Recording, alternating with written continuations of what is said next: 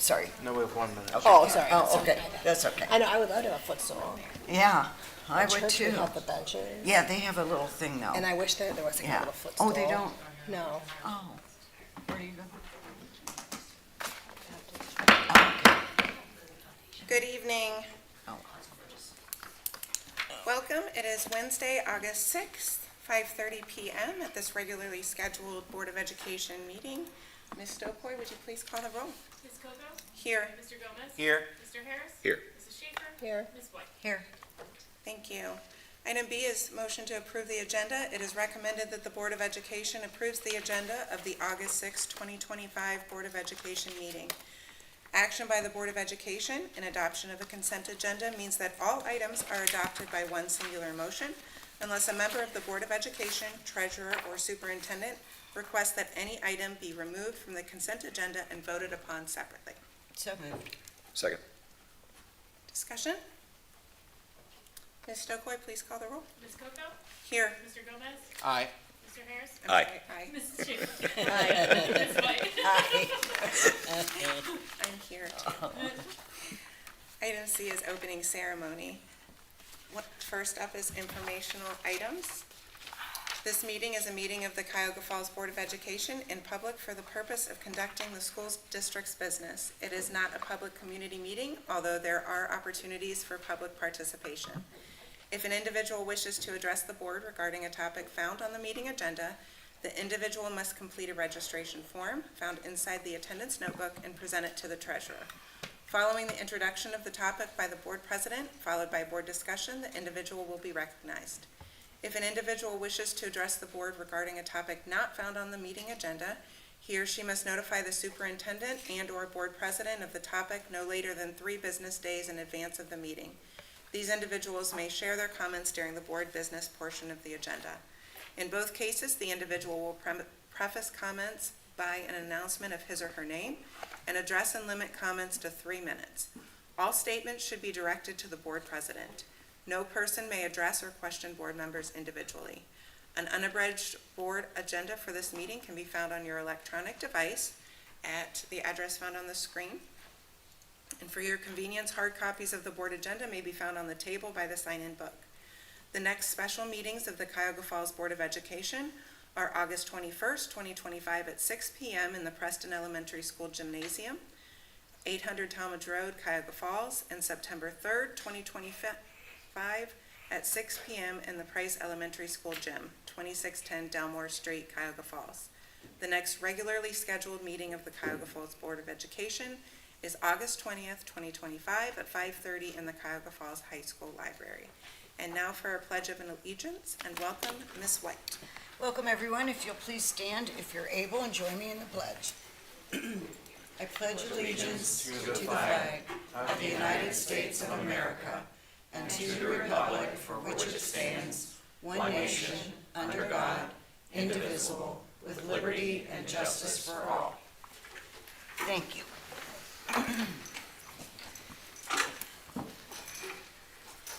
Welcome, everyone. Our vision, Cuyahoga Falls City School District, the hub of our community, committed to a culture of caring. We innovate, we create, we personalize education for all. Our mission, every student, every day, every opportunity. Thank you, Ms. White. Item D is presentations. Number 1 is awarding of diplomas. It is recommended that the Board of Education grants a Cuyahoga Falls High School diploma to the following individuals who have now completed the requirements stated by the state of Ohio for high school graduation. Our summer 2025 graduates, Landon Richard McKinney and Ethan Manuel Santiago. So moved. Second. They're not here this evening. Ms. Stokoy, would you like to call the roll? Mr. Gomez? Aye. Mr. Harris? Aye. Mrs. Schaefer? Aye. Ms. White? Aye. Ms. Coco? Aye. Congratulations to our summer graduates for completing.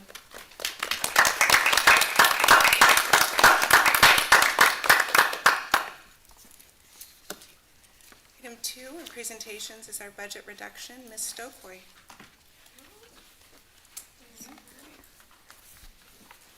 Thank you.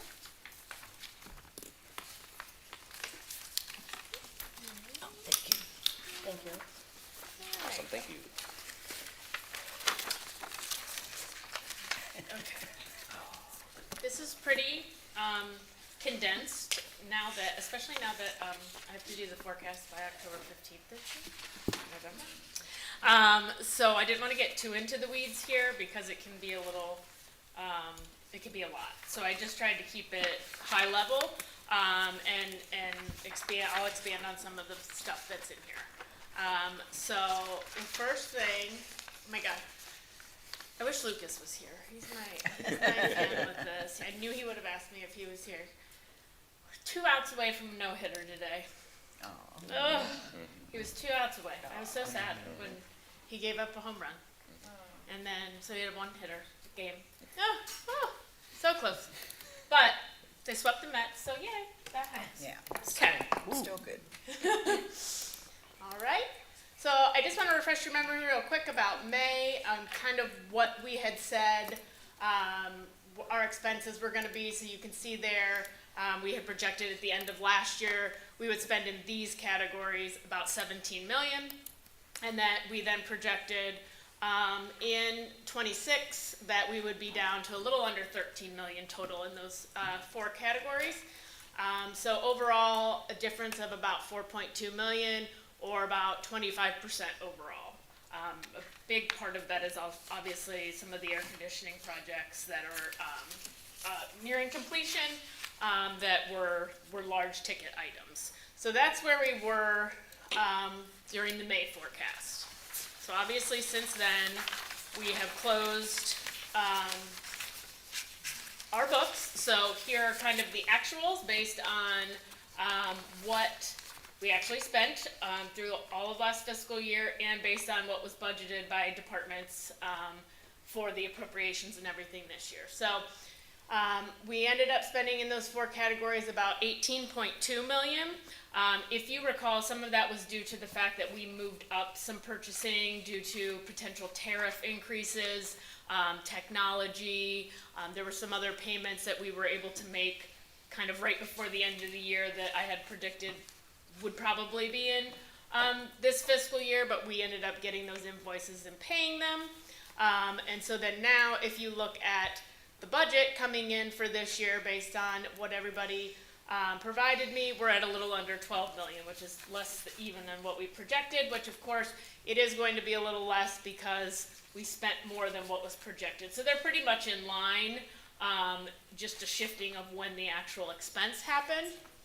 So overall, we're a little over 6 million difference between the two, so almost 35% difference in spending. Now that's just those 4 categories, keep in mind. So we're missing salary and benefits, which is a huge part of it. So it's not that our whole budget or our whole general fund is saving 35%, although that would be great. We're just focusing on these categories. So then if you kind of look at the difference between the two, you can see the May forecast versus the actual. So we spent about 1.2 million more than we thought we were going to in fiscal 25. However, what we ended up budgeting and taking care of is about 800,000 under what we had thought in the forecast. So total difference when you're looking at all the differences is about 2 million or almost right under 10% difference, which would be exactly that. It was 23 and it went to about 34.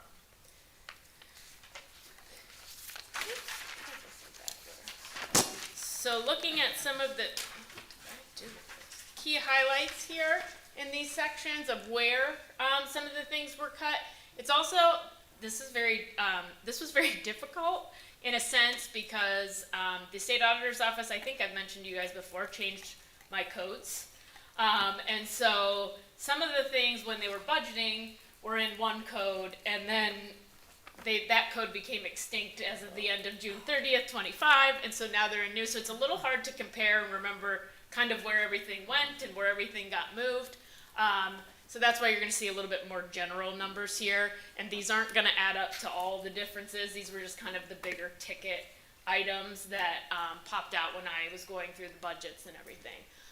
So under purchase services, we are down approximately $750,000 for our substitutes and some instructional special ed services. That's a number of different things. Purchase service really encompasses a lot. It's basically any outside entity that provides us with anything that we don't do in-house. So we're talking audiology services, hearing in services, visual impairment services, all those kinds of things. So they run quite the gamut. And then substitutes as well, we're down. We don't anticipate some of the, we had a number of long-term subs with different things that happened last year, or subs to finish out the years for other different reasons, that we will not be doing this year. And so these are the substitutes that we pay to what's formerly WIXI, but it's dedicated DSS. So these are the ones that are not like in-house people. Professional services, again, this is a number of different things, but there is professional development expenses. So across the board, people kind of pared down some of the meetings or conferences or things that, while they would like to attend those, given the demand to cut 10%, this is kind of one of those areas where you do kind of get a choice what you're doing instead of just being told this is what you have to spend in order to educate a student. EMIS services, if you recall, last year we had a little additional help. It's down a little bit this year. We don't have as much help there. Some different technology supports as well for about $100,000 total. Supplies and materials, this is also another big one where people were able to cut back because, again, not all of this stuff is required. It's some stuff like it would be nice to have this, but it isn't totally, students aren't going to not be able to learn without some of this stuff. So some of those fall under like electronic subscriptions or software, actual textbooks or supplemental materials or instructional materials that go along with that, kind of to supplement some of those textbooks and subscriptions. Same thing with library books and some of those instructional materials in the library. And then supplies, obviously, we're talking classroom supplies, some pared down in custodial supplies. You see a little bit of kind of, especially at the middle school, combining in the high school, but especially at the middle school, that we don't anticipate spending as much, this next year, because at half the year we're going to be in one building as opposed to trying to keep two clean. So we will, that cut down in a number of different areas, in purchase services, whereas, cleaning uniforms, they were going to separate buildings and all of those things, and for half of the year they're not going to be doing that. They'll be going to one place. And then office supplies also falls under that as well. Next two categories, capital outlay. Obviously this is kind of a big one for us, money-wise, where we see the most differences. So building improvements, as you know, that would be the air conditioning that was in the forecast as already, not being this year. We had other things in the forecast prior to May that we deferred to later years, if you recall, through the financial recovery plan that we had to submit. So we moved some things around, and so that also helped save more in this category compared to prior year. Same thing with site improvements. We did some things. Now we're looking more at like maintenance only for those parking lots and the striping, not kind of rehauling anything or ripping it up or getting into a big project. Another big one would be our technology. Some of this is a little bit because of the timing of when we did it. It's a savings to this year, but some of this also includes, again, classroom and office equipment, again, falling under those same things that are like supplies, professional meetings. There's not always a lot of areas where the administrator gets a choice in saying, yes, we can do this, no, we can't. A lot of it is mandated and things, whatever Akron Children's tells us the nursing contract is, that's what the nursing contract is. We can't say, no, we need to cut that by 10%. I mean, if they would agree, that'd be great, but, we don't really have the upper hand in that situation. So in situations like this, equipment, between technology, classroom, office, was almost $1 million. District vehicles, if you recall, this was also part of the plan. We had some on the books. We deferred to later years because right now the fleet we have for our maintenance vehicles is in good shape, and we do not need one in the next year. Same thing with buses. We pared down, if you recall as well, from 2 to 1. So that is a savings there.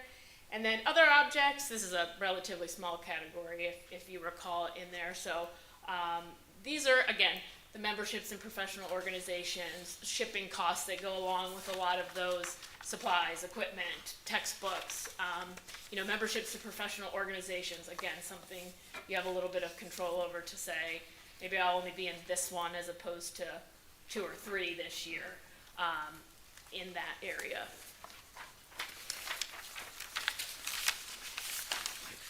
So then looking at a comparison, and it is a little, I'm going to tell you the differences here because, again, like all of these numbers aren't necessarily going to tie together just because of different, I couldn't capture everything that was the differences. B, or we'd be here forever. B, some of these with the appropriations depends on carryover encumbrances and things like that to make some of these numbers different. So total appropriations, so when you guys get and you approve like the permanent appropriations for the year, the very first column is total appropriations. And so that is basically what has been budgeted like from each administrator out, and that's what is put in my system. So last year that was about 71.1 million total. Again, this includes salaries, this includes everything. This year it is about 64.5 million, a difference of 6.6, and right under that 10%, 9.3%. The expendable, and I put this on here as well, the expendable includes, so any purchase orders that are still open at the end of the year get carried over to the following fiscal year.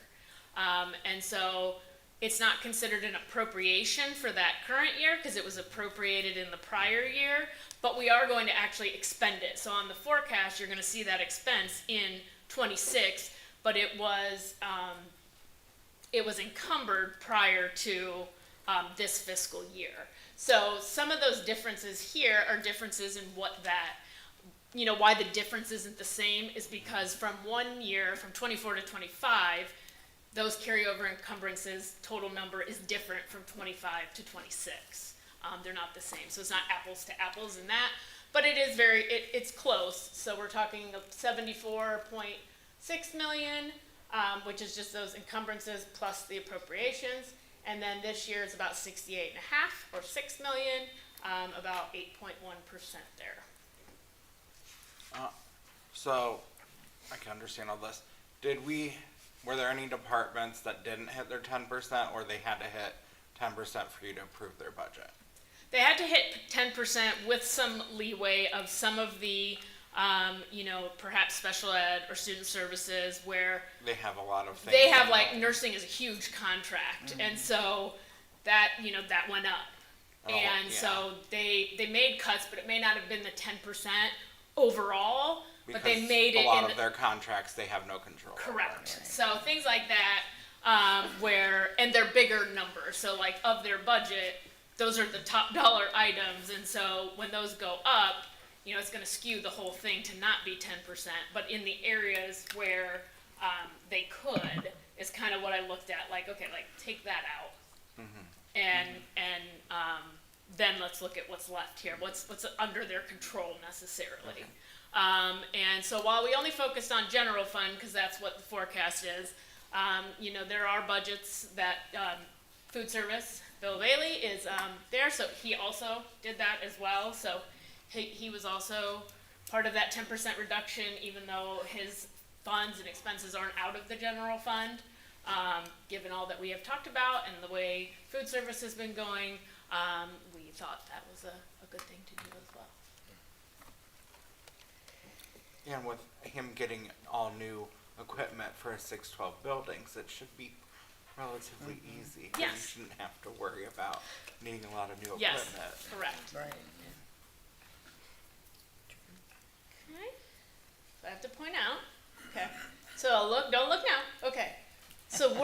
one game back of the wild card. You can hit the next two, so you get the little arrow. So we're only one game back out of a wild card spot, people. Okay, next.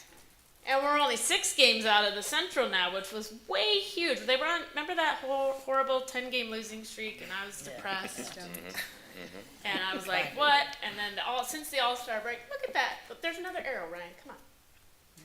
There we go. Come on. Help me out here. It's hard to see sometimes. So, don't look now. Okay? And I think that's it. Questions, but you can go to the next one. Because I was ready to burn it down if they traded him. I kept texting my husband. I was like, if it happens, every time my phone dinged, I was like, Who is that? Stephen Stephen Kwan. Kwan. Yeah. He's national treasure. Yes, he is. Okay? National treasure. He deserves to be protected we- at all costs. I agree. Okay? So I didn't have to burn anything down.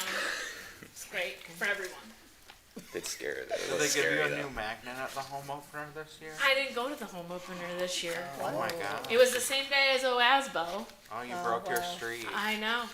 Why would you bring that up right now? I didn't know. I thought you got a new magnet that to why add they- to your what's collection. I can, I know Probably people why. that went, so. Probably why they're not doing well. Yeah, they wouldn't But be, they are, but they wouldn't be 6 games back. you know, don't ruin the mood, okay? Don't ruin it. They're doing great. Any other questions about any of that? Or, again, we'll get a little more into the weeds, the forecast, which will be here soon, sooner than normal. What months are the forecasts? So this year, it is October 15th is when the first has to be. But that's not permanent, right? It's August, which, again, none of this really makes sense Then to it's me. August and what other month? February. August. Is the idea that it's off cycle from close? I don't know what the idea is. I'm not 'Cause sure in that they August know we don't what the have any- idea is. But in August we don't have anything because I we're know. only 1 month. I know.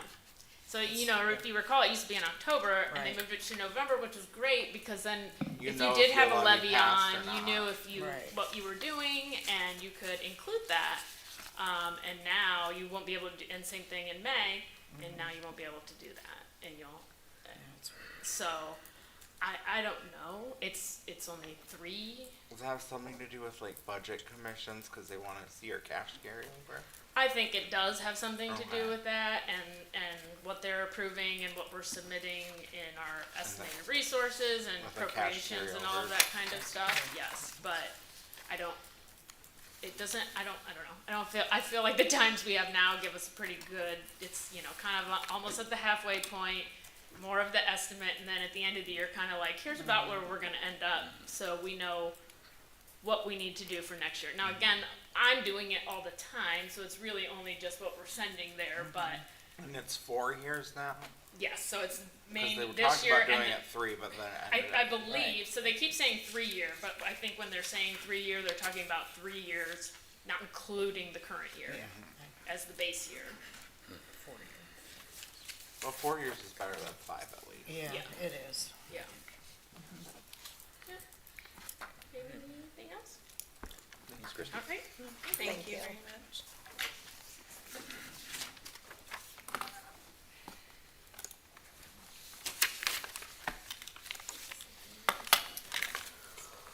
That brings us to item 3, discussion of elementary school closures. Presentation. Yeah.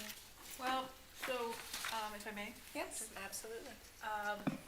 So, my recollection of the last time we had met, the ask from the board was to produce numbers, based on Price and Preston as options to the school closure, that you would wanted to see the numbers disaggregated by, grade level. And so, there are, the yellow that you see there is, what Margie had presented to you last time. It's, with kindergarten and first grade now reflected, so those numbers that you see there are accurate relative to next year's. She just bumped everybody up, in other words. Your kindergarten numbers there will be estimates, because we obviously don't know that information. And then the second one was just redrawing some lines, a couple of the different lines, that were requested to get a different view of what that could look like if you move a line. Now, certainly there are other ways that you can do that. Margie is here this evening to really field questions if you have any, things that she can answer. In fact, Margie, if you would, this is our transportation supervisor, Margie Johnson, if you could come to the podium, just in case there are some questions. And if you want to give an overview or some explanation better than I can, because certainly you can do this much better than I can, so, thank you. Margie's been working hard, she got her routes in, that was her number one priority, so she really had to hustle the last 2 days, so we're appreciative of her efforts in getting this information to you tonight. Thank you.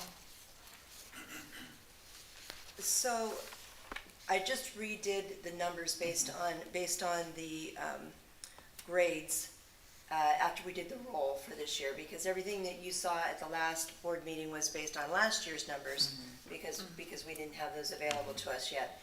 They weren't all that far off, so in redoing them, they were pretty close. There's a million ways that we can draw lines. So we try to keep it obviously to the main roads, but we can go up into neighborhoods. The problem is, you don't know when you're going to have an influx of students in one particular grade level. So just moving lines for numbers doesn't necessarily help you, because your grade levels are all gonna be different. So that's what I can tell you. This is similar, if I may interject, just because a prime example, and I was going to save it for my superintendent's informal comments, but it's relevant now. This is exactly what we're sort of faced with right now. Yes. Our enrollment spikes in certain schools and lower in other schools, which is forcing us to add teachers, but like really making some very difficult decisions. So regardless of how we can look at it and do the best we can to make it clean and neat to fit our class sizes, we just have to accept the fact that it's just not gonna be clean and neat as we would like it to be. And there might be a classroom out there that has 15 kids in it, and someone across the way might have 25. I mean, it's just, unfortunately, that's just the way this works out. We'll do the best we can, of course, but that's exactly what we're experiencing right now.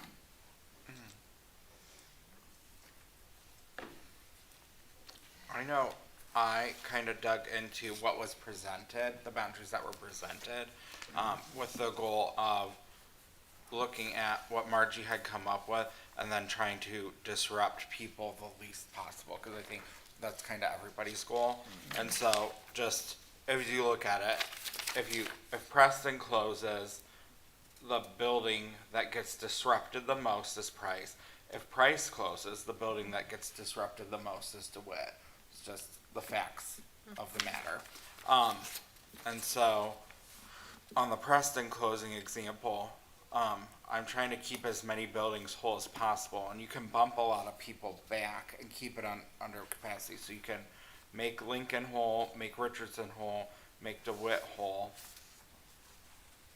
I would probably keep the 35 that got moved from Silver Lake to Lincoln. And that's the downtown area, because there's kind of like two areas in Cuyahoga Falls that go to Silver Lake. You have River Estates, and then you have the downtown riverfront area. So the 35 here is that downtown area, because there's really no, you can't move them back to Silver Lake because you're gonna go over capacity. So if I can just, with Yeah. that now, first off, for the people in the audience, when I looked at the numbers, and they're probably similar to what you came up with, Mr. Gomez, because I looked at these now numbers, and you're just getting them for the first time, so you didn't have time to do the quick math. Preston would have, counting again all those students, as you pointed out last time, you would have a total of 513 students displaced. Price would have 567 displaced. So there is a net there of, 54 student difference. But Margie, if you could address what Mr. Gomez says about, because we had this exact conversation today about, I think it was Winter or something, and River Estates, and then that downtown area that he's referring to. So is the second example that you gave exactly what Mr. Gomez described? That's putting those areas back. Yeah. Not Back to Silver Lake? back to Silver Lake. It moves yes. both of them back, but yes. I would not do that because I think you'll have too much. I do Because too. I think you would have too much. I would keep the 35 from the downtown area moved from Silver Lake to Lincoln. Yep, I would, because I agree. think you're gonna get over capacity at too. Silver Lake. I do too. And because you have 105 move from Price to Silver Lake, I actually think you can move some of those back. And listening to what Margie said, because the reason why she has the 105 is because she's trying to go main roads, but some of those 105 are within the mile. So I think you could bump it a little bit and keep it in a residential area, because you'd still be within the mile, so we wouldn't have to worry about the boundary being within a residential area as much, because the boundary would be within the mile where you wouldn't have to bus. Am I following what you said correctly? No, because these are all kids. These aren't just kids that are bused. These are all kids. These are all kids in the district. Those aren't just kids that are being bused. But what I'm talking about is where the boundary is at. So if it's within a mile of the school, and then we don't have to bus them, then, But you still have a capacity at that school. yeah, and we're under capacity at Price. So that's why I'd like to move some of them back from Silver Lake to Price, so that we're not disrupting as many kids, Right. if that makes sense. And then That does. that's why I was saying the boundary doesn't then have to be on a main road, because they wouldn't need bused. Am I following that correctly? Because I understood what you Yes. said about the main road, and I totally understand, like, my road could not have two buses, where I live could not Right, have two buses. right, So when you right. said that, I'm like, yes, I understand, I'm following what you're saying, I Right. get what you're saying, yeah. You could not have two buses on my street. And Mr. Gomez, are you saying that they're within 1 mile of Silver Lake or Price? Of Price. Price. Okay. I'm also adding the sums in so you can see them. I'm doing a little formula in Excel that I'm populating this for you right now so you can see the enrollment. Just kidding. Sorry. So my example has 366 people displaced, and that's the building that closes plus all that gets moved, and that's with potentially being able, this is the Preston, I haven't gone to the Price one. And that's with some potentially being able to be moved back to Price. Okay. Cause I was just going off what she drew, cause I can't draw anything better than what she did, she's the pro. And then on Price, I think you could restore the Silver Lake people back to Silver Lake, and then Lincoln wouldn't cross the track any longer, cause then we don't have to worry about multiple buildings crossing the tracks. Just trying to solve that problem for you, Margie. Yes, Yeah. yes. So, And restore Lincoln, Richardson, and Preston's already whole. So, like I said, DeWitt has the most people disrupted, and so this creates a little bit of pickle. You have 155 people disrupted from DeWitt, but DeWitt is actually far under capacity. So it's kind of the same thing. You can move them back, but then you'd probably want to do it within the 1 mile, so that if you're drawing a boundary in a residential area, that you're making sure that they're not going to be bused to DeWitt.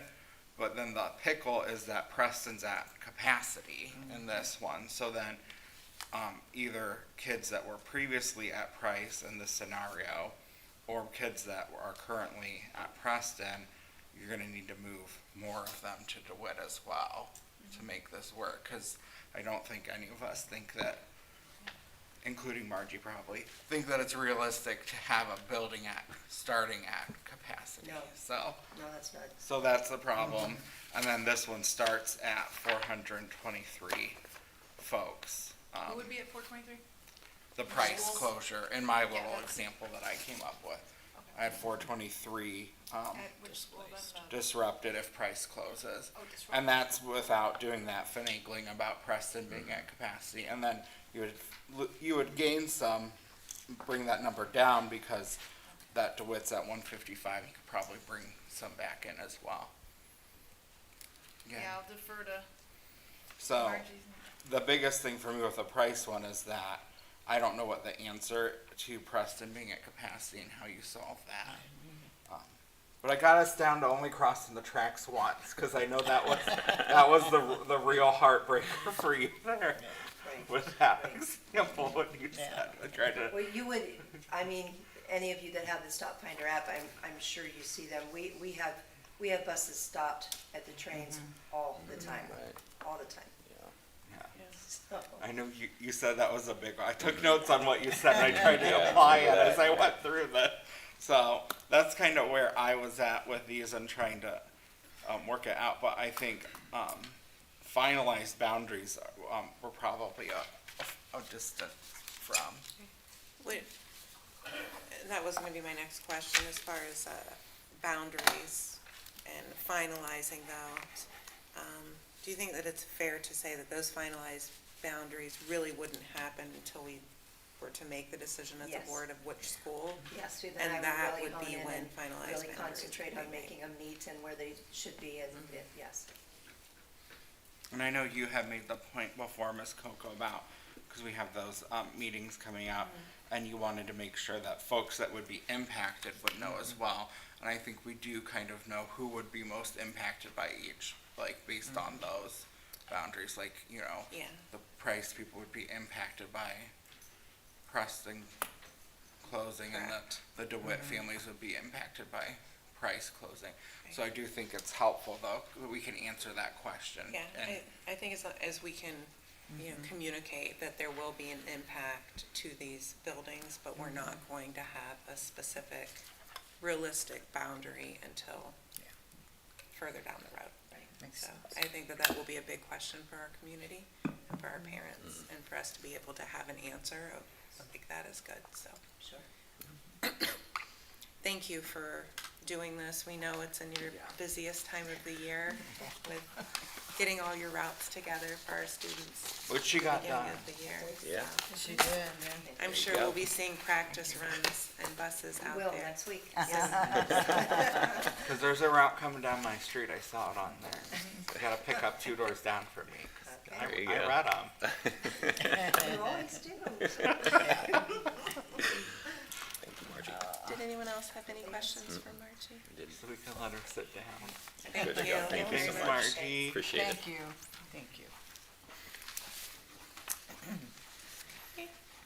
Then, just to reiterate, I just wanted to go over our 2 meeting dates again that we'll be doing. The August 21st meeting will be at Preston at 6 p.m.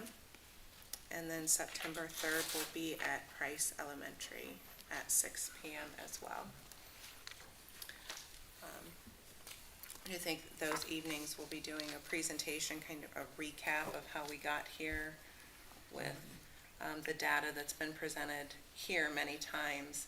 But we know that concerned parents, caregivers, community members that maybe haven't been following and haven't been in our meetings may be there at those meetings. So to have that short presentation for them Perfect. will be good. Can I ask, what will be the format of this meeting? It will be a regularly scheduled board meeting. So we'll have a board meeting at the school? Or a special a special meeting. Yeah, I mean, we'll be Will there as be a board. participation? Or will we be allowing participation or questions at that time? Yeah, I think it's to be decided the exact format of that and how that will be, but, So Yeah. special meetings, typically there isn't audience participation, but I think in policy, the board, and Mr. Gomez, I don't know, they I can think waive the that. Our policy policy is- allows for participation at special meetings, Yeah, so they could comment on that. So I It's would the say, topic. Okay. don't It's we the topic usually of the meeting. forego and open it then?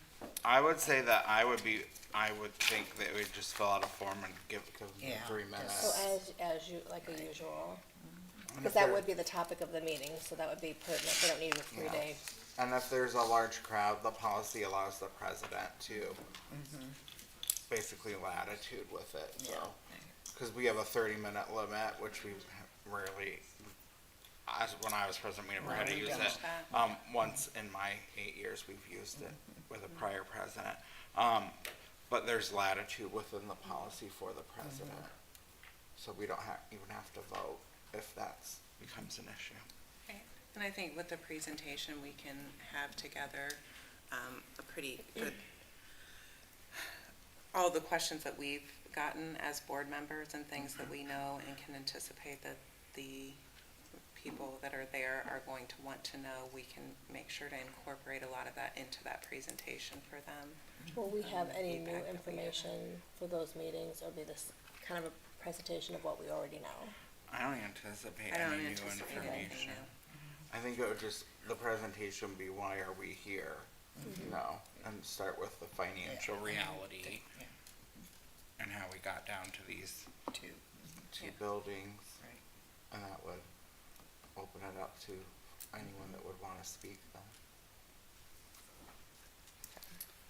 And I feel like between Ms. Stoico and Dr. Salico, they have all the slides, it's just taking them from the various presentations and putting it into one, but I feel like they have all those slides because they presented on this. so Yeah, many I times. think that'll be easy, like to put it together in a kind of a mini version of what we have. Cause I feel like it's all there already. Would we be doing the Okay. same presentation at both schools then? Or- Yes. Yes. Yes. That would be our intention. Right. Anything else? Everybody good Thank with you. that? Yeah, Perfect. thank you. Thank you. And then however we wanna communicate that to the community, I think that's the last thing, just to make sure we Yeah, cross that T. do we have? I think it Are we would be doing a good thing to do like a Ms. all Stewart? call. How we're gonna communicate to the public, about these meetings? Well, special meetings are noticed on the website. Yeah, and then we'll do an extra, we could probably do an extra blast to people in the community that we have been doing. That, we'll put these two meetings, we could announce it, put them both together in the same, so they have an opportunity to, and we'll put it out to the entire district. I With think the if you wanna do like a extension. all call Yeah. from you, that would be nice. I think parents would appreciate that. Right. Yep, we Yeah. can do that. Cause it's a high interest topic. Yeah.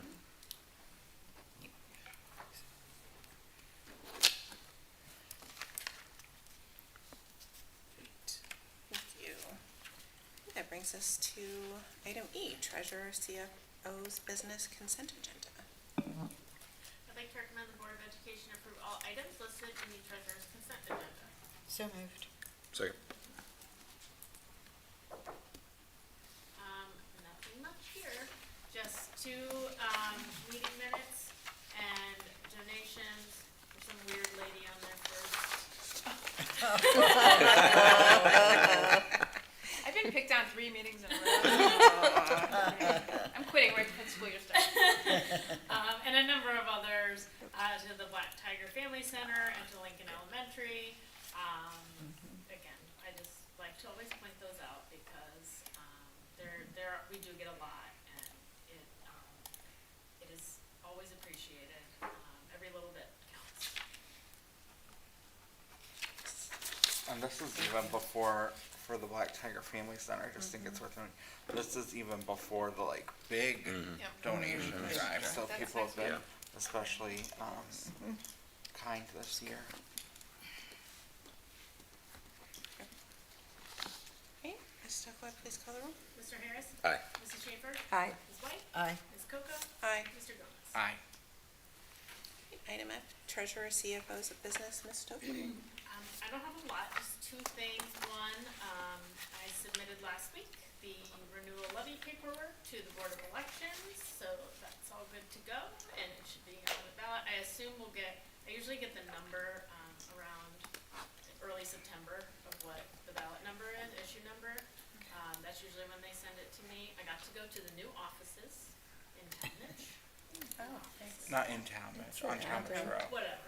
It's accurate. It's right there on the border. It's right there. It's nice though, isn't it? It is. Yeah. It is. But I don't like, there's not like, she had to come out to do like that kind of paperwork, cause there's like a little slot and that's Yeah. it, that's all, I get it, but, yeah. And the other thing that I don't have, ton of information on, but I noticed it, and Mrs. Schaefer had also, sent it to my attention, in regards to the charter amendment that Summit County, has approved for November election, and it has to do with unvoted inside millage, and capping its annual growth to 3%. Again, that was just the news release, I don't have all the specifics on, what that's all comprised of, but that is just something to, keep in mind, and, there'll be, I'm sure, not only Summit County, but at the state level, other ones, especially as we get closer to the end of the year. Many, different property tax ideas and bills, and, there is the Property Tax Reform Committee, that, Governor DeWine has assembled, that has no treasures on it, but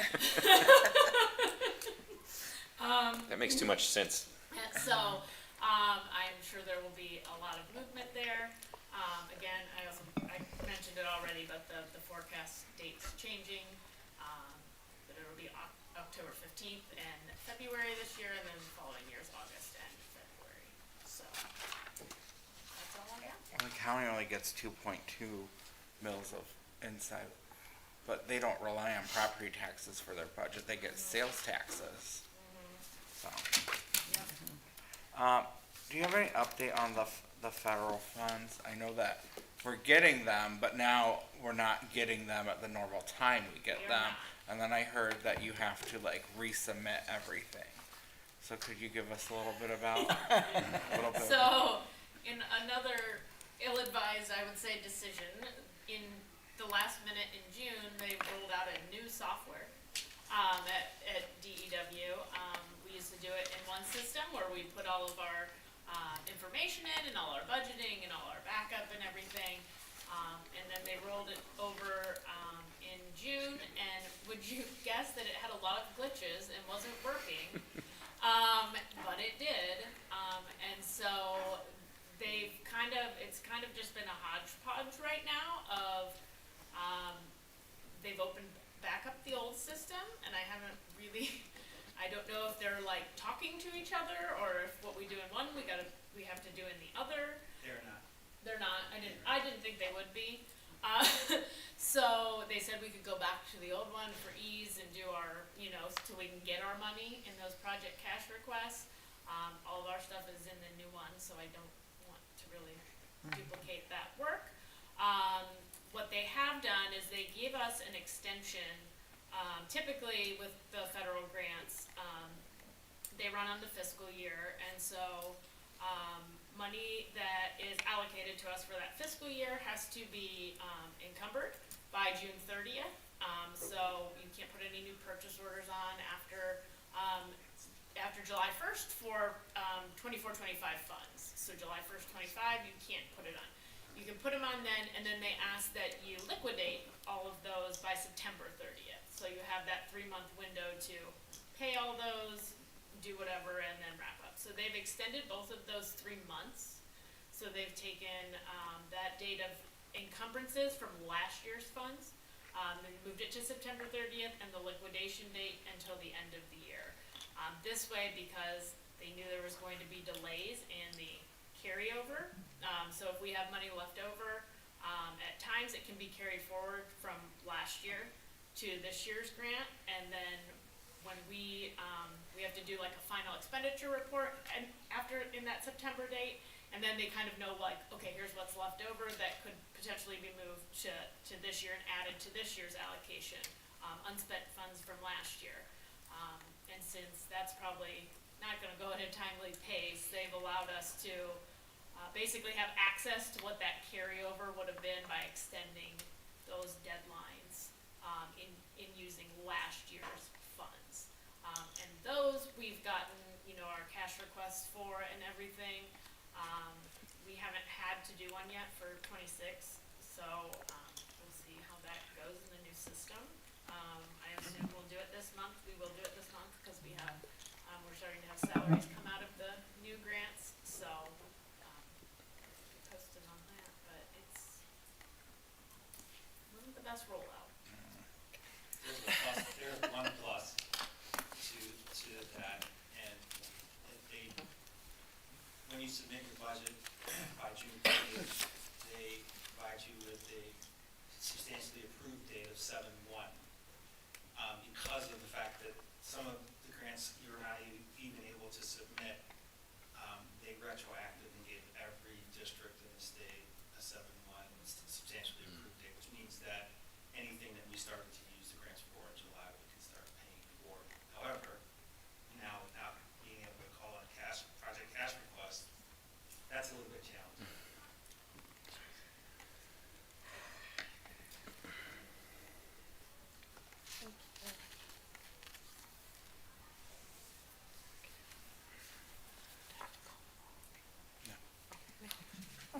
goes to item G, Superintendent, CEO's business. Dr. Selko. Thank you. It's recommended that the Board of Education approves all items listed in the superintendent's consent agenda. So moved. Second. All right, we have a number of items this evening. Many of which are routine as it relates to personnel. I'll introduce you to some folks we have this evening for your consideration in just a moment. But with all of the personnel matters, we have, as I mentioned, numerous appointments, coaches, extra duties, resignations, transfers or substitutes, leave of absences, etc., which are all routine items. And we have some stipends that this may look familiar because you did approve them once, but we had a rate increase with the new, coming into the new contract year, so we had to revise those rates. We have Raptor, which is a 3-year renewal, and that's, Raptor bought out Public School Works, which probably sounds familiar to you. And that's for our staff professional development as well as the student suite. So we had some increase there due to the preschool being added, but just a small addition there. We have the Gizmos, which is an online science activities for our middle school students, $100 increase there.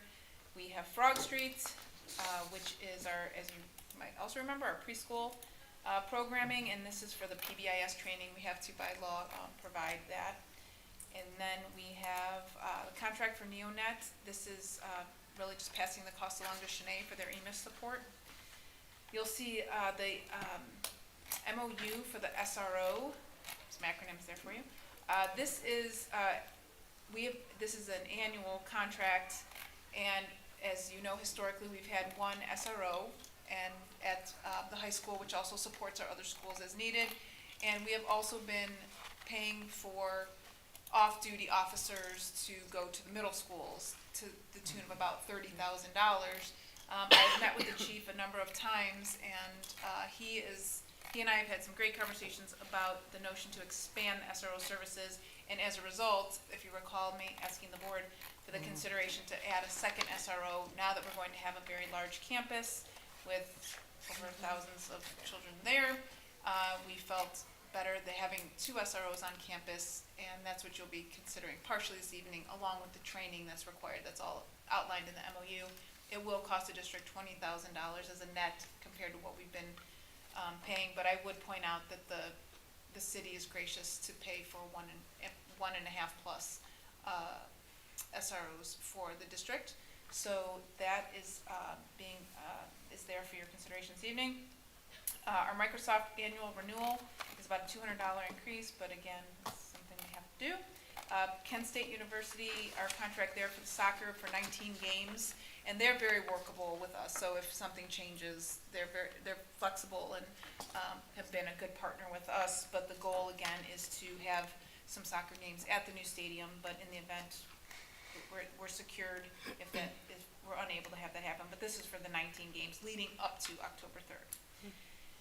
We have the Boys and Girls Club at Lincoln, and we also bus our Price and Silver Lake students there as a reminder, and no cost to the district. That was also impacted by the federal funding, and hopeful that will work itself out. Probably not ready for day 1 of school, but we've been in communication with the parents. You've probably seen some of those messages go out, and parents, we're updating them.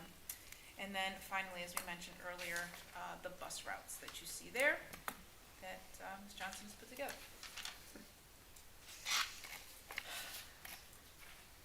Thank you, Dr. Selko. Oh, I'm sorry, I'm so sorry. You're right, I am done. However, I need to introduce you to some folks that are here this evening. Sorry, got carried away. All right, so we have a few. I would first like to point out Linda Knight is here. Linda Knight. And when I see your name, I just laugh because I had a colleague in Euclid for a number of years who was a principal whose name is Linda Knight. And it was weird when I saw it and I knew that, and I was like, I didn't realize that was your full name when anyway, so Linda's here this evening as a professional who worked at the preschool program at Shanae. So. All right, also with us this evening, if you could just raise your hand so we know who you are, Erica Dotson. There she is. Erica is joining us in her role as a visual arts teacher. She will be serving the students at both Preston and Richardson. Ms. Dodson is not a stranger to the Falls as she completed her student teaching at Lincoln. She earned a Bachelor of Fine Arts, majoring in art education with a minor in textiles from Kent State University. Julie Venesil. Is Julie here this evening? No?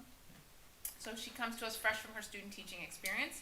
graduate of University of Dayton. She earned her Bachelor of Science in Education with a major in pre-K through 5. She will also serve the students at Lincoln Elementary as a 4th grade teacher. Shelby Hasselbush, I know she's here this evening, is not a stranger to the Falls as well. She also completed her student teaching at Richardson this past year. Graduate of Kent State University, earning a Bachelor of Science of Education with a major in Early Childhood Education. She will be a 5th grade teacher serving the students at Price Elementary. Kendra Williamson, she's here, yes, is also, again, not a stranger since she is a graduate of Cuyahoga Falls High School. She comes to us with several years of experience, recently working at Total Education Solutions as an intervention specialist. She earned a Bachelor of Science in Education, majoring in Integrated Social Studies from Kent State University, and completed her bachelor's program focusing on K through 12 mild moderate intervention at Marietta College, and she will serve the students at Price Elementary as an intervention specialist. Important to note is that she gives credit to our very own Mr. Petraeus. Oh, it's a little, I think it might be a typo, Petraeus, unless that's how I spell it, in her pursuit to become a teacher. So, all right, well, you'll now be a colleague, so you can let them know that. Okay, all right, and lastly, we have Beth Travelli, who I think you had an opportunity to meet earlier. We are fortunate to have Ms. Travelli join the administrative team as our interim principal at Silver Lake Elementary. She describes herself as a teacher at heart with over 20 years of experience as an intervention specialist and elementary teacher.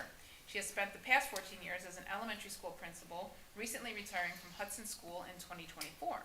Ms. Travelli earned a Bachelor of Science in Special Education from Miami University. She also earned a Master's of Education in Early Childhood and an EDS in Educational Administration, both from Kent State University, and she is also a National Board Certified Teacher, I believe she told me. So we were very lucky to acquire Ms. Travelli, and for those of you who don't know, Mr. Dolka took a new position in Wadsworth. He's currently this was this principal of Silver Lake, and we were fortunate enough to get Ms. Travelli at the last minute here to fill in for him. So we're very grateful for that opportunity there. Now I'm finished, unless I missed somebody. Anybody else? No one else wants to be a teacher? Okay, Thank you, Dr. Selico. thank you. Any comments? Anything? Questions? I'm really excited that for only $20,000 more, we're gonna have 2 SROs in our 612 buildings. That's Great really investment. a great investment, a great deal, so I'm really thrilled about that. Yes, me too. Could Ms. Stokely please call the roll?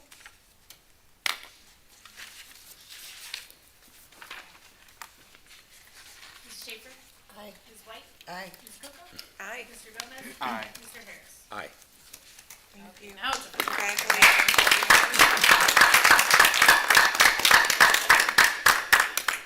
All right, so we're gonna come up in a single file line. Let's see how well we do, teachers and principals. Now that's the fun You can part. come forward and to say a couple remarks. Nothing lengthy. You just wanna come forward and say a few remarks. Thank you.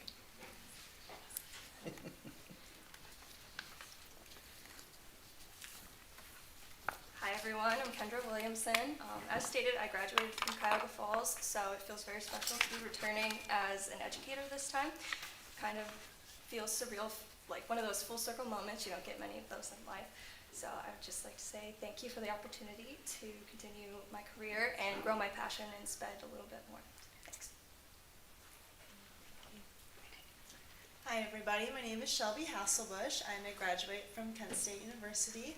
I'm very excited to continue my journey here at Cuyahoga Falls. I was at Richardson this past spring, and I'm very excited to stay in the district and learn more about 5th grade and just really get to be in this community. I'm really excited, so thank you.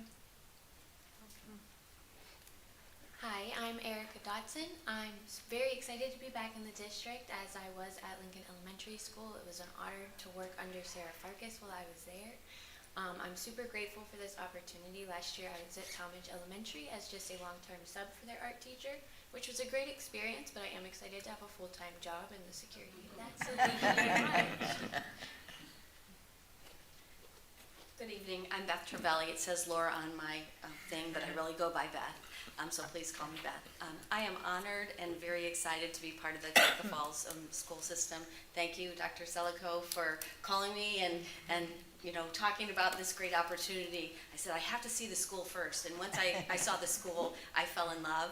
And this past week, I've been able to meet staff, and I am just kind of blown away at all the amazing things happening here. So I'm very excited. This is actually my 40th year in education, and I think I'm more excited than I was in the very beginning, because now I know what happens, and I know the magic that happens with our children. And that's what I'm most excited about, is to meet our children and the family. So thank you very much. And please stop by, because I love to have visitors come and read to our children, because that's, again, where the magic happens. I know, I'll be there. I'm Linda Knight. I'll be working in the preschool program, and I'm very excited to get this program off and running, and I'm hoping that I can help make the transition for the students and the parents a little bit easier. I've been with them for 20 years, so hopefully I can help them feel a lot less of that. So thank you for the opportunity. Thank you. Thank you.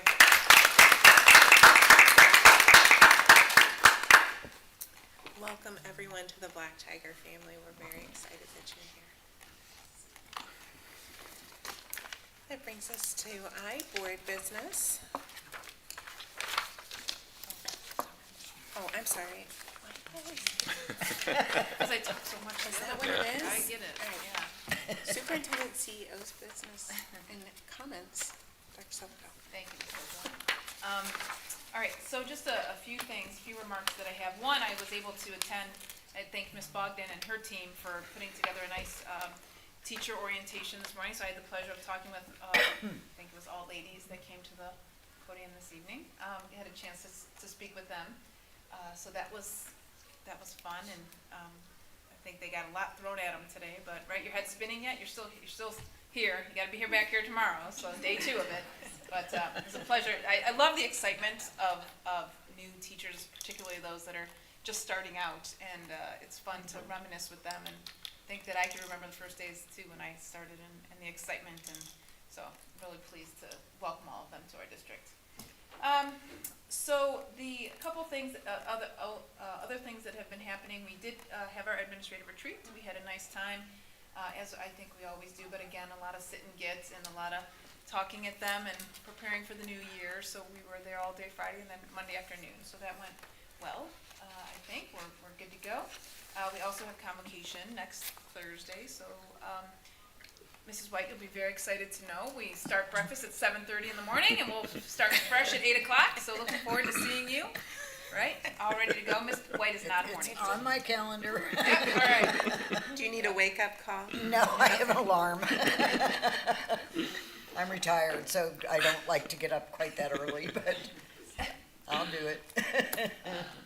It's a great time. We'll keep you entertained. It's okay, I can go home and, Yes, I'm a little jealous about that. I will also be visiting the schools Thursday, Friday, just to make sure things are in order and school looks good. Schools are looking good now. I've talked to many of the principals today. They're really appreciative of their custodial staffs, and we know that we had some large projects, air conditioning at Price and Preston, and I had been visiting there throughout the summer, and I was nervous, and I don't tend to get nervous much, but it was quite a mess there. But they're pulling it together, which I'm happy to hear. But I will be visiting the schools again, just to touch base with all the principals and do a little tour of their buildings. And lastly, I want to mention, I started to say this earlier, this has been, and I've been doing this a long time, and this is about the 15th or 16th time that I've done this, whether it's been as assistant superintendent or superintendent, looking at enrollment projections, and this has been the trickiest in a long time. And the reason being is what I had stated earlier. One, and the most obvious, is that we are in fiscal caution, so as a result, we are trying to be mindful of our expenditures. And, Ms. Stoiko and I talk regularly. We do try to be creative in some of our ways in which we can offset some costs, and there's just really no way around this right now with our kindergarten numbers. Good problem to have. We have an increase in enrollment. Currently, we have 305 registered. We have more coming. Like, this is also the latest I've seen, the bulk of people registering this late. There's always some, but this is a larger number than I've experienced in the past. And as a result, we've had to hire 2 kindergarten teachers, which is not what we projected in the budget, so we did cut back on one, so it really is an add of one from last year. So we'll get you some more information on that, but there's also some movement that happens internally, so we probably won't be hiring kindergarten teachers. It looks like we'll probably be hiring second grade teachers because we had some teachers in district that were interested in those positions. This has also been problematic with open enrollment and with intra-district. And while these are extremely difficult phone calls to make to parents, we are trying to be responsible as fiscal agents and what's in the best interest of the district at this time. And Mr. Elder's office has been extremely busy. We have been fielding a lot of phone calls, many of them with very sad situations and stories that tug at our heartstrings, and it's very difficult to separate those stories from what we need to do in the best interest of the district, and trying to even out and balance our numbers. And so we're having to make some difficult decisions. We're gonna look at numbers again tomorrow and figure out, we have approved some intra-district enrollment when it was safe to do so, and now we have skyrocketed kindergarten numbers, particularly at one is DeWitt, and so we're exceeding that number. But yet, if you look at some of my other schools, Price and Silver Lake, for example, their numbers are rather low on the lower side, although they're filling up now. But that is causing us some challenges. So we're trying to figure out what we'll do with DeWitt, with the intra-districts, if we might have to send some people back to their home schools, which I know won't sit well. We've had a lot of calls relative to open enrollment, and those that we've declined for various reasons, one mostly being attendance.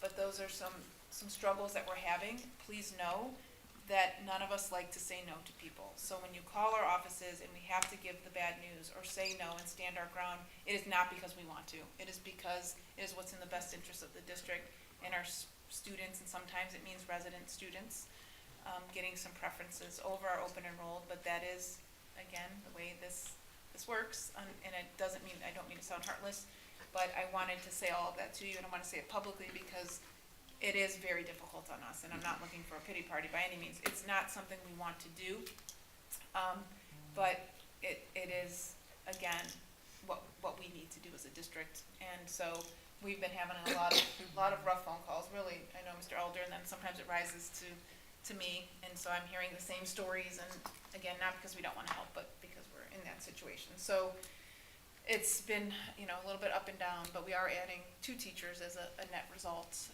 But we'll be fine. We are teetering on, we're getting max in other grade levels as well. So this is getting a little trickier than normal, and because we're not in a position to just say, oh, let's just add a teacher here, let's add another teacher there, that's what makes it hard. So I just wanted to update you on that, and to thank Student Services for the amount of work they've been doing. I've had them stop, switch directions many times. Margie's had to hear me and just brainstorming different ideas that if we could shift students, and it just got to be to the point where we just couldn't shift anymore, and it'd be too disruptive to just about everyone. So that's what we've been working on. So, any questions on that or comments or thoughts? Just thank you all for Student Services and everybody for what you're doing, because I know that it's a lot on your plates right now, along with getting ready for the new school year. So thank you. Do we anticipate, with the class sizes and, there's still, like you said, other grades are trickling in, do we anticipate any of that affecting bus routes at all with what we just approved? Are there any of those that are close to capacity where? I think we're okay.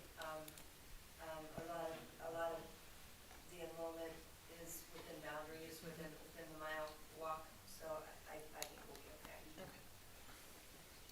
Yeah, I think we expect some of this, right? We expect bus drivers to change and such. So, but we'll be adding more. You'll be changing those bus routes because we probably got 70 more. We call it in the hopper, on hold in the process of enrolling. Yeah. So thank you. Thank you, Sandra. Now to board business. Number 1 is Ohio School Boards Association delegate. The board appoints one of its members as the official delegate and one member as an alternative to the Ohio School Boards Association annual business meeting with power to vote. The meeting will be held Monday, November 17th, 2025. I'm open to nominations. Do you want? I would like to Anthony? be the delegate. I will nominate Mr. Gomez as our delegate. Do I second that? Yeah. Somebody just, somebody does. I would like to nominate Mrs. Schaefer as the delegate for that as well. Okay. If you're up for that. How many do you nominate, one or two? Just one. Just one delegate. There's an alternate, but Second. Discussion?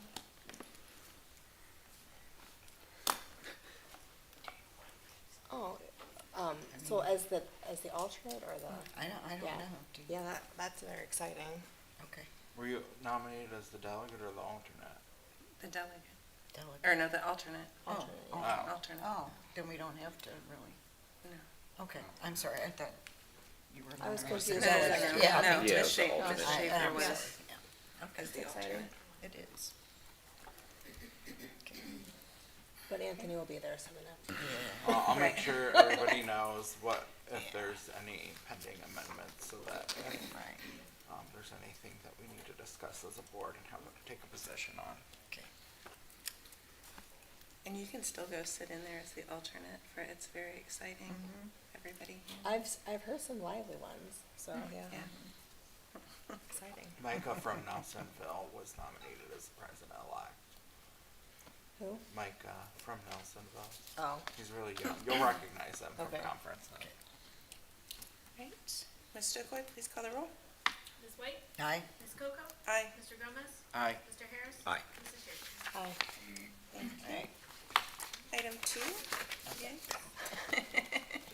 Item 2 is resolution of statement of facts, renewal tax levy, November 4th, 2025. Whereas the Board of Education of the Cuyahoga Falls City School District, the school district has declared the necessity of levying an additional tax in excess of the 10 mil limitation for the benefit of the school district pursuant to the provisions of section 5705.217 of the Ohio Revised Code. Whereas the Board of Education adopted a resolution determining to proceed to levy a tax in excess of the 10 mil limitation. Whereas the Board of Education believes it is important for the public and press to have information about why the levy is being placed on the November ballot and the implications for the school district of the levy passing or failing. Now therefore be it resolved by the Board of Education of the Cuyahoga Falls City School District that the board hereby adopts the attached statement of facts that include information about why the levy is being placed on the November ballot and the implications for the school district of the levy passing or failing. District personnel, when talking about the levy, are directed to use the attached statement of facts as a guide so that they are consistently communicating factual information to the public and press about the levy.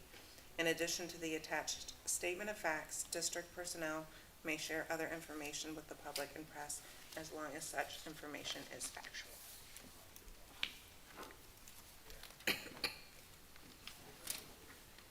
So moved. Second. Oh, I didn't know. It was a motion. Okay. Discussion? Sorry. Did you want to go through it briefly? Just gonna, I think Mr. Hutch stepped away, but if you just. It's very similar to the one we did last time, just a few updates. So it just starts vision and mission, and then our new strategic plan goals, so that's a change, are on there. Then it breaks down the facts of what this renewal levy is. So this is our 9.97, be on November 4th. It's an existing levy, looking to renew it for a continued period of time. So this is not an additional tax. It generates about 7.3 million for us, which is about 11% of our operating budget annually. This was first approved in February 1991.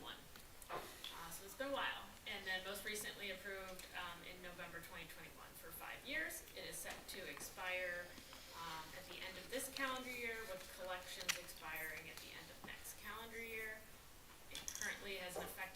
collection rate of 6.222,766. Could go on forever. And it costs the owner of $100,000 home $217.80, and that's before any of the state reimbursements, which is the 12 and a half. I believe that's on the next slide. Yep.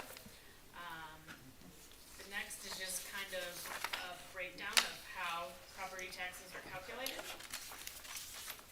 And then also, what happens when values go up. That's been this has been a real hot topic, but it kind of just shows, as I always say, the pie is that 7.3 million. That doesn't change. We don't get anything different than that 7.3 million.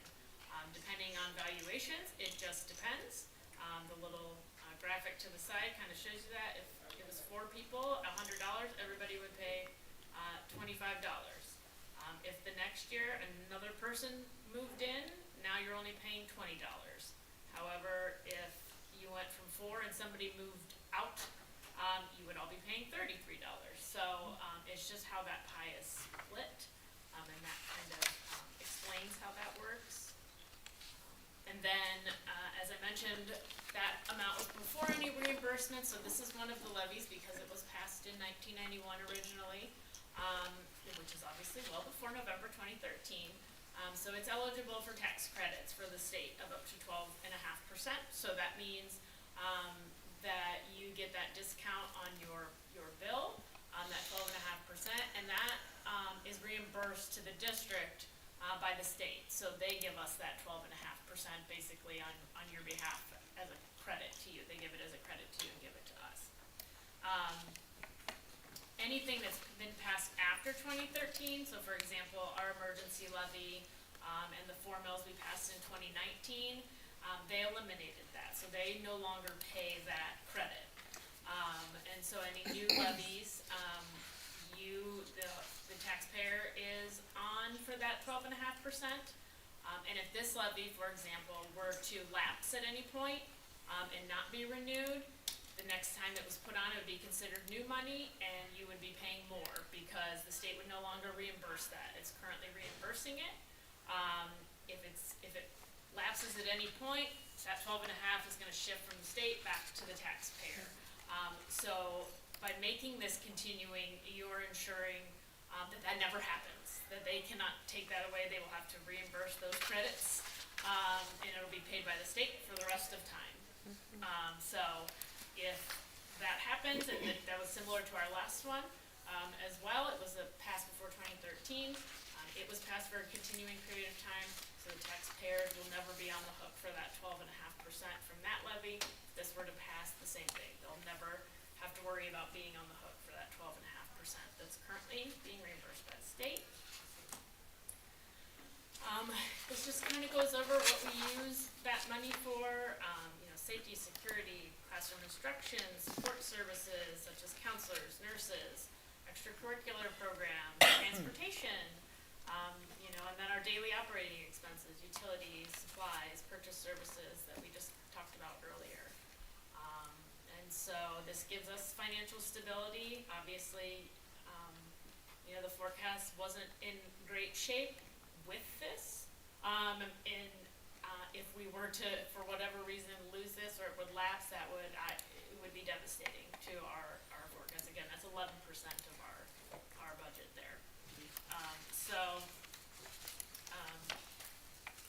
Financial, this just kind of shows what it was in the forecast most recently. It shows with the renewal levies where we would be at, and then the bottom kind of shows what it would be if this were not to be passed. So the ending balance without levies, but line 7.02 there, that's kind of bold, shows what the forecast showed, but those are, the bottom there is kind of without it, how much we would lose, which is quite a bit.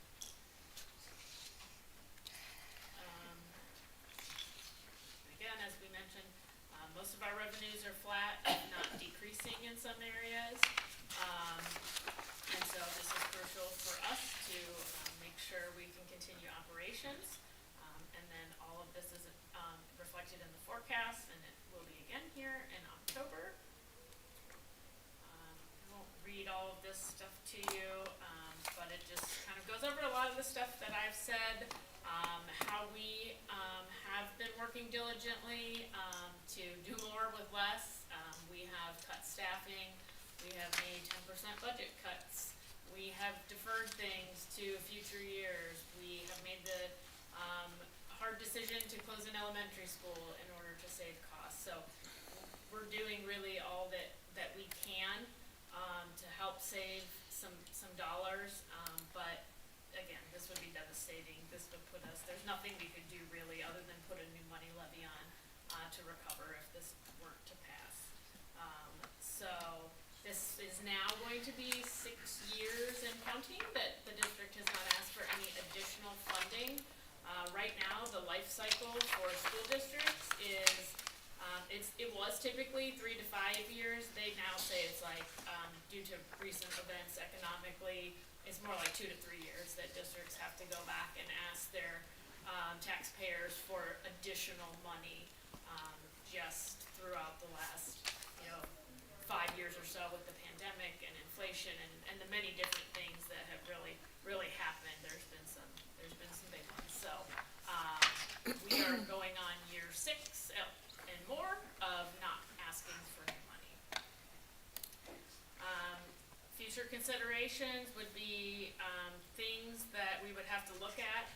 Obviously, it would really be a lot of the things that we talk about at a much higher level. So selling our buildings or any other buildings that are idle, or sites that we have that are owned by the district that maybe are not, like the Sill site, things like that.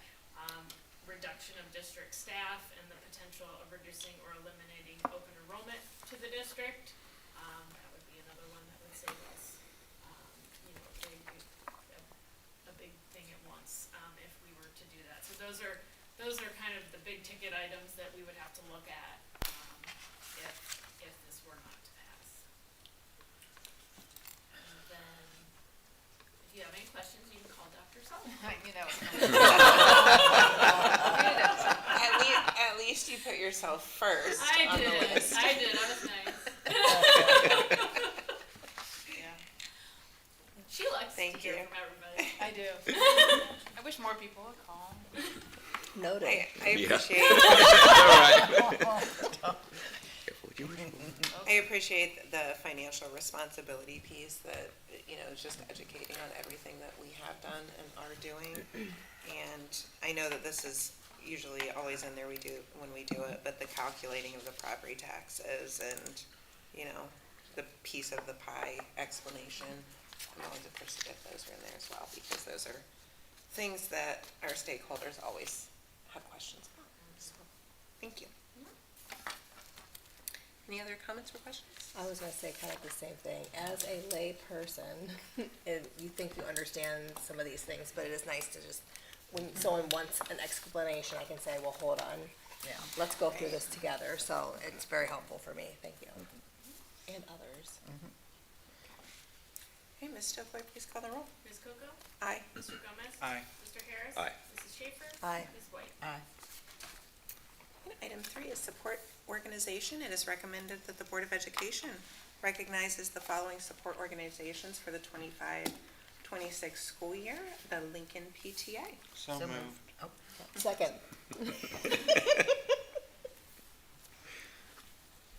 Any comments, discussions? I would just like to thank all of our parent-teacher organizations that are involved in our buildings. We know they're busy this time of year too, getting ready to welcome our families back into the buildings. And we appreciate Lincoln being the first to file and connect with Mr. Jones. So we know that their 501c3 is done and is in good standing. So, thank you. Ms. Stokely, please call the roll. Mr. Gomez? Aye. Mr. Harris? Aye. Mrs. Schaefer? Aye. Ms. White? Aye. Ms. Coco? Aye. Item 4 is a sponsorship rights agreement. It is recommended that the Board of Education approve the sponsorship agreement between Mark Riley and the Cuyahoga Falls City School District. So moved. Second. Discussion? Have we already received the funds for this one, Ms. Toy? Yeah. Okay, thank you. If I can just maybe say a few words, I know that, I believe the whole board was there for a picture the other day, meeting Mr. Riley, which was a pleasure. He graduated long ago and said that he's known Mr. 1970. Feldbush, 1970, since he was 8 It's years old. not that long ago. Wow. So he, Mr. Feldbush, in case people aren't aware, was a former band director, lots of experience. He was hired in 1960 as the band director. He also founded, I believe, the alumni band and was the director of that from the time he retired in 1985 to 2004. And I guess what I would just say, obviously this predates me by a long time, just amazed at how many people have he's left such an impact on so many people, which I just am really in awe of, seeing that he hasn't been in the district for 21 years and yet people still remember him. We took many phone calls in that we could find a way to honor him, and so he will be, the agreement you're looking at this evening, considering this evening, is for the band room to be named after him, and there was a monetary donation associated with that by Mr. Riley. Thank you. Thank you, Dr. Selico. Any other questions or comments? Okay, Ms. Stokely, please call the roll. Mr. Harris? Aye. Mrs. Schaefer? Aye. Ms. White? Aye. Ms. Coco? Aye. Mr. Gomez? Aye. Brings us to subject 5, the organization chart. It is recommended that the Board of Education approves the organization chart for the Cuyahoga Falls City School District. So moved. Second. Any questions or comments? Okay. Ms. Stokely, please call the roll. Mrs. Schaefer? Aye. Ms. White? Aye. Ms. Coco? Aye. Mr. Gomez? Aye. Mr. Harris? Aye. Brings us to item 6, policies. Rescind. It is recommended that the Board of Education rescinds the following policies. Section E, support services, EBCA, behavioral threat assessment. Section J, student, JED-E-R, student absences and excuses. So moved. Second. This came from policy committee. The first policy was advised to rescind from our policy provider, and speaking with Mr. Elder, there's a change coming in law that we think is going to cover this anyway. And then the second one, House Bill 29, was a large license related bill that the legislature passed earlier this year. It requires us, no longer can schools take licenses away from truant students. So this policy needs fully rescinded. There's several policies in the next one that we'll talk about that relate to this as well. Thank you, Mr. Gomez. Any questions or comments? Ms. Stokely, please call the roll. Ms. White? Aye. Ms. Coco? Aye. Mr. Gomez? Aye. Mr. Harris? Aye. Mrs. Schaefer? Aye. That brings us to item 7, policy first read. Mr. Gomez, do you want to go over these? Yeah, so we have policy GBCB, staff conduct. This policy is getting a small change because it says otherwise permitted by law. We're adding and approved by the board for people to be able to carry firearms. As you know, earlier this year, we approved one staff member who is not named to carry a firearm in our buildings, and so we wanted to change this policy that there is that requirement that they have to be approved by the board as well. Policy IGCG is preschool program. So you know we're taking our preschool program in-house. All of our policies that are relevant to children of that age apply to children of that age. This is the only policy that our policy provider advised that we take in addition to that. We had some conversation about the fact that the requirement that employees be tested for tuberculosis is actually only relevant to the employees that work in the preschool program. So we thought that was interesting. JECE withdrawal, student withdrawal from school, JED, truancy, JFCJ, weapons in the school, and JGE, student expulsion. All of the changes in those ones relate to House Bill 29 and the licensing. And then in JED, copy of student absences and excuses. There's just some changes here relevant to recent law changes about clarifying the language about religious expression days. Students can have 3 of those. And then the post-secondary visitations, how the students can have those. And pre-enlistment reporting to a military enlistment processing station. So I really think some of those changes are really good as we try to work in our strategic plan. It really kind of models what we're trying to do and encouraging students if they want to go into a career or if they want to go to college or if they want to be enlisted. Those are all pathways that we're encouraging our students to explore. So I like that that's reflected in law and in policy if they want to take some time during the school day to explore those. Thanks. Thank you, Mr. Burns. Subject 8 is policy adoption. It is recommended that the Board of Education adopts the following policies. Section C, General School Administration, CCA Organization Chart. Section I, Instruction, IGBLA, Promoting Parental Involvement. So moved. Second. Any discussion? CCA, so our organizational chart is also in our policy, so we recommended that it skip first read and go to adoption since we adopted it as well. And then IGBLA, promoting parental involvement. It's not a new policy, but there are some changes within the policy that our policy provider advised, and this relates to Parents' Bill of Rights, and as we come to understand this better, just some changes in language that they wanted put in there about criminal investigations, grand jury subpoenas, and mandatory reporting. So those need approved. And our policy on policies does not require first read, so we can approve this without both these without a first read. Thank you, Mr. Gomez. Any other questions or discussion?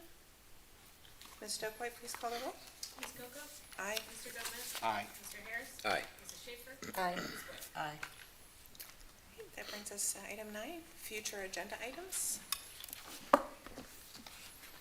Does anyone have any? I think we already have it as one, but I just wanted to check. Is it gonna be the second meeting in September where we'll have the report card data information? It's usually close. October is probably a safer bet. I don't. Is that the 24th? I don't have the date. We should, Yes. we should get it, mid-September, Yes. so like the week before. Cause, value-added data we should have it by then. Because the next Is option that- would be October 8th. Yeah, is that too soon after That's you what would I'm get asking. that? No, I mean, whatever works best for you, we'll make it work, so. I would prefer the prefer October the 8th, just because I know that doesn't always come in. It's like sometimes it's closer to the beginning of Okay. October. So if that's okay. Yeah, the way things have been going, I would appreciate probably the October 8th would just be, I'd feel better about it being more accurate anyway, and in. Yeah, that would be good. Well, It's safe, it's a little. the only thing about that is we're gonna have to do the 5-year forecast at that meeting, Oh. and that's gonna be too much. That's true. We can't do Ms. both of Stoico those can in go one. on, that can go on for an hour and a half or something. That It does sound like won't. a She's- package usually. It won't go on It for an won't. hour and a half, but I just think that's, those two are real, Yeah, to do them. and that's not those. Christie's fault, cause she didn't move the dates of the 5-year Yeah. forecast. No. But, Well, I just was informed that. Oh, wait, Ms. maybe oh, it's the next day, at least from the 25th. She might be on vacation. you'll get back to us about Yes. that. Thank you, I appreciate that. So we'll I have just it on wanted to the throw that radar out there. for I just know September, where I'm making note of it. I just know that that's coming up, and I know that that's important to dig into. We're expecting good news, So I should you are say. gonna have some good news, yeah? Because, we've invested a lot of resources and effort into curriculum, so we expect good news. So we'll just put that on the radar. Yes, I'm writing it for- out now, we'll let okay. you know. Thank you. Perfect, thank you. All right, item 10, committee reports. We just kind of went over all of the policy committee, so I don't know that we need any of that. We'll be meeting again sometime September, October because of all the changes coming from the budget. We reached out to OSBA, they're deep in, developing all those policies now. Right. Ms. White, did you have something for the 612 construction? We meet tomorrow. And I believe that just brings us down to legislative liaison. For athletics, can I Oh, just I'm sorry. mention? Yes. So I want everyone to remember that a week from tonight is Meet the Tigers. So just pencil that in Yep. for athletics and activities. And then the first home football game is not until August 29th. So it's a little later this year. But August 29th is the first home football game.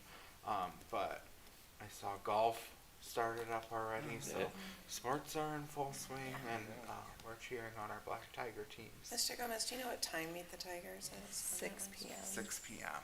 Okay, thank you. And preview of the bands is August 16th, that's next Saturday at 7 p.m. But you need a ticket for that. Right. And I am well aware of when the first football game is. See. This is my 8th grader was in tears that she might miss being on the field that day. And our football team's profile was in the Beacon today. It was very well done. And I just want to send, our high school cheerleaders are currently at their cheer competition. And they usually pretty much always place first. So Natalie Natalie's Coach good. Parker has a very good reputation. I think, as we all know, she's very talented at what she does and produces and has high expectations. And Yes. they pretty much always bring home their award. As Mr. Johnson likes to say, because they only go to the one competition, he says they're undefeated every year. Thank you. She's good. Mr. Harris, do you have anything for legislative? Not really. You know, we've been going back and forth, but they overrode the governor's number 66. DeWine vetoed restrictions on the ability to put emergency levies on the ballot or request an increase to current levy.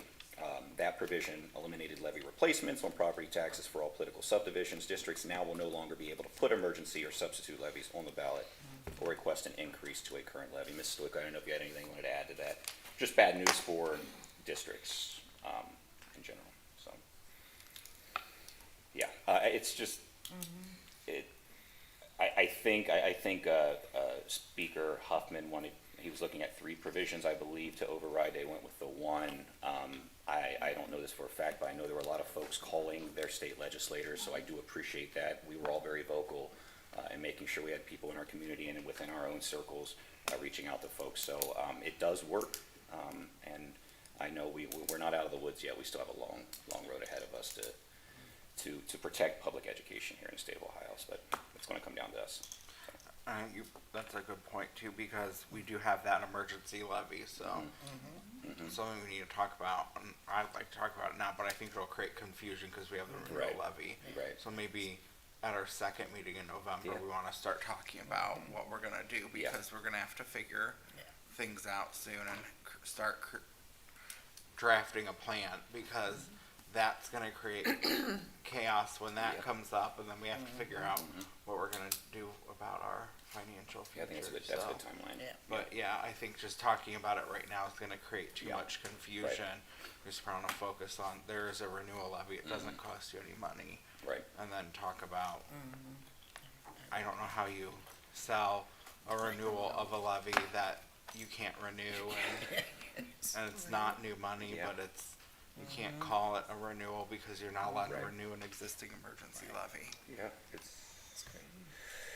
Creative you're market. right. Thank you. And that brings us to item 11, comments. Ms. White, you're up first. Just one real quick.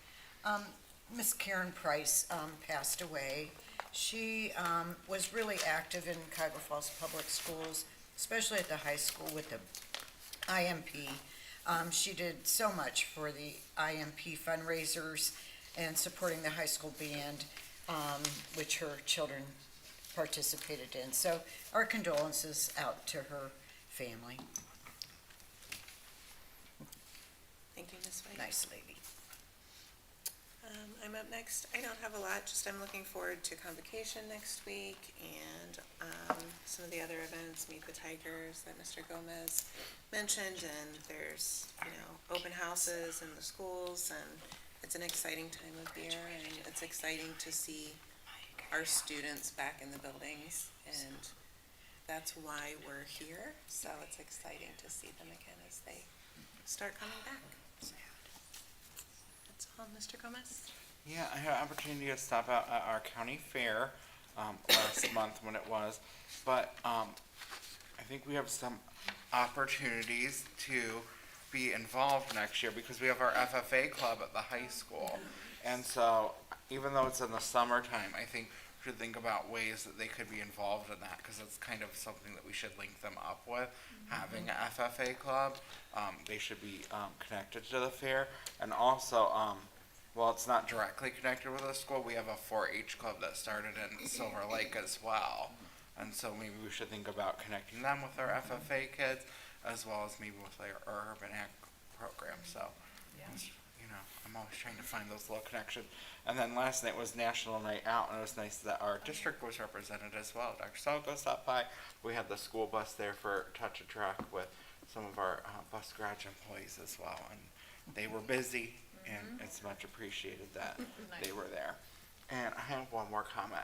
It was filing day for Board of Education. I'm not going to talk about who is running, but our colleague, Ms. Coco, is not running for another term. So I know she's going to work hard through December because we all know Ms. Coco. But I just want to take this opportunity and every opportunity through December 31st to thank her and fet her for her 4 years of service. And I know we'll embarrass her a lot at that December meeting. But I want to thank her I wasn't tonight going to bring it up and this many evening times yet. between now and Thank you. December 31st. And we can start planning how we're going to celebrate and I already have embarrass some her at ideas. that. I do too. We'll work on it. So I want to take every opportunity to thank you, and we'll keep doing it and keep making you cry and embarrassing you. Thank you, Mr. Gomez. And I know it's not my turn to talk, but I'm going to talk for a You're the second president. since you said that. Yes. Just for everyone out there, anyone who knows me knows that anything that I do, whether it's for this district or in life, I don't do if I can't commit 150%. And I have been a champion of this district far before being on the board, and I know that I will continue to do that in a lot of capacities after I'm on the board. But I also know that for me personally, I can't commit to that for another 4 years, and that's not fair to our district and our stakeholders for me not to be able to give that. So I am committed to doing that every single day between now and the end of December. And you'll still see me around, just not at this board table after the end of December. And I already have other things that I know that I will be involved in. But I need to focus on other things, job, family. My daughter doesn't have much time left, my youngest of 4, and it goes really fast. And I'm looking forward to being just a mom in the district for a little bit with her. So, thank you. Thank you. And with that. Dr. Salgo Mr. has in her Harris. calendar on January 1st call Alicia to be levy chair. Can you give me a couple months first, please? I would like to fade into oblivion for just a couple months, then we'll see, then you can call me. She's writing it down. She's like, that's not a bad idea. Traffic in the new campus. She's like, that's a good idea. She doesn't get to say goodbye to me on December 31st. She's like, that's a good idea. will I'm not gonna be scribble that down. I will not be saying goodbye to anyone. Mr. Harris, No comment. Ms. Schaefer? I don't have anything. Okay, thank you. That brings us to item J, executive session. Pursuant to Ohio Revised Code, Section 121.22G2, it is hereby moved that the board adjourn to executive session to consider the purchase of property for public purposes, the sale of property at competitive bidding, or the sale or other disposition of unneeded, obsolete, or unfit for use property. A second. Ms. Stokely, please call the roll. Mr. Gomez? Aye. Mr. Harris? Aye. Mrs. Schaefer? Aye. Ms. White? Aye. Ms. Copeland? Aye. Entering executive session at 7:15.